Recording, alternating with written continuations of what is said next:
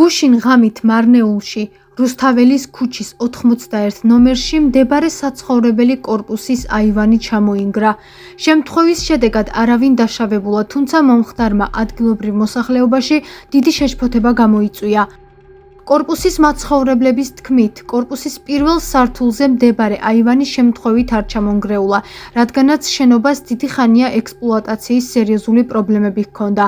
მათი განმარტებით, ინციდენტი დღის განმავლობაში რომ მომხდარიყო, ტრაგედია გარდაუვალი იქნებოდა. ჩვენ სახლში ვიყავით და დაახლოებით ღამის პირველ საათზე ძლიერი ხმა მოვიდა გარედან. გარეთ გავედით მეზობლებთან ერთად და ვნახეთ, რომ აივანი ჩამოვარდნილია. ასევე ერთი ქალი ამბობდა, მეგონა მანქანები შეეჯახნენო და ზუსტად იმ ადგილიდან გამოვიდა სიტუაციის სანახავად. წარმოიდგინეთ, ის აივანი ქალს რომ დაცემოდა რა მოხდებოდა. შემდეგ მეზობლებმა დარეკი 112-ში, მოვიდა პოლიცია და შეაფასა სიტუაცია. ამჟამად შენობის სხვა აივნებიც ავარიულ მდგომარეობაშია და რეალურ საფრთხეს უქმნის მაცხოვრებლებს. მათი თქმით, მიუხედავად იმისა, რომ ამ საკითხთან დაკავშირებით არაერთხელ მიმართეს მარნეულის მუნიციპალიტეტს, ჯერჯერობით არანაირი რეაგირება არ ყოფილა.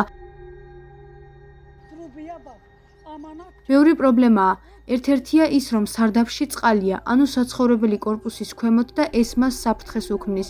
საჭიროა აქ წყლის მილების შერემონტება. შეხედეთ ამ მილს, ის თუ ჩამოვარდა, ჩვენი აივანიც ჩამოინგრევა. რაც შეეხება კონკრეტულად ამ აივნის ჩამოვარდნას, გუშინ ღამე ძლიერი ხმა მოვიდა გარედან და მეგონა ეს ჭექაქუხილის ხმა იყო. კიდევ კარგი ღამე მოხდა, რადგან დღემის ქვეშ ბავშვები თამაშობენ ხშირად და წარმოდგენაც არ მინდა რა შეიძლება მომხდარიყო. წყლის დაგუბების პრობლემაცაა. ეს თუ ასე გაგრძელდა, შესაძლოა საცხოვრებელი კორპუსი ჩამოინგრეს. ხშირად მივმართეთ შესაბამის ორგანოებს, თუმცა არ მოსულან.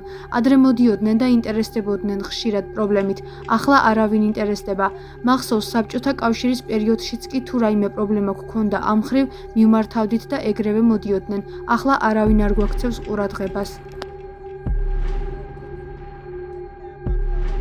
ორი სარდაფი მაქვს, ორივე ნორმალურ მდგომარეობაში. მოვიდნენ და სწორედ სარდაფიდან გაიყვანეს წყლისმილი, რის გამოც ის დაზიანდა. ჩვენ ვიცოდით ამ პრობლემის შესახებ და ვიცოდით ისიც, რომ აივანი ჩამოინგრეოდა. აღნიშნულთან დაკავშირებით არაერთხელ მივმართეთ მერიას, თუმცა რეაგირება არ ყოფილა. აღნიშნულთან დაკავშირებით მარნეულის მერიას მივმართეთ, თუმცა პასუხის მიღება ვერ მოხერხდა.